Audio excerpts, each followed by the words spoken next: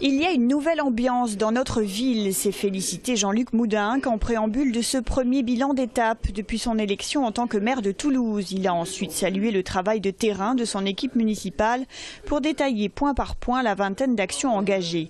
De la nomination des 19 maires de quartier en passant par le recrutement des nouveaux policiers municipaux ou la rédaction de la charte visant à favoriser l'emploi local.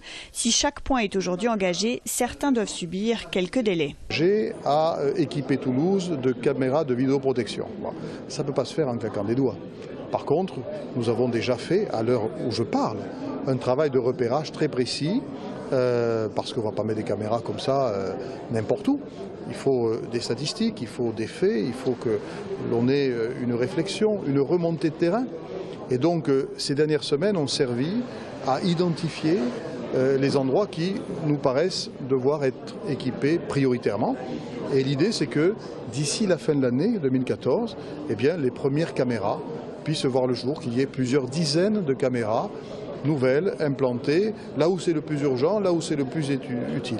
En matière sécuritaire, une trentaine de policiers municipaux sont en cours de sélection et après test psychologique pour le port d'armes, ils seront sur le terrain en janvier.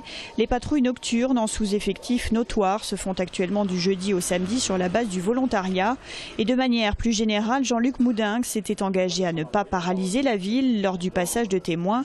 Qu'en est-il? Ils m'ont élu pour opérer un certain nombre de changements, mais pas pour faire table rase et être dans le négatif.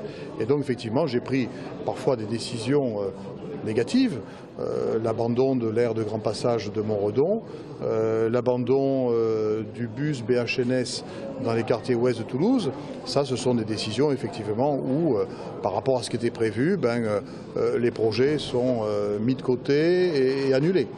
Mais dans bien d'autres domaines, on a décidé de continuer le travail de projet. Par exemple, la réflexion sur l'urbanisme, sur l'évolution du centre-ville, faire en sorte qu'il y ait une ville qui fasse plus de place aux piétons, aux modes doux.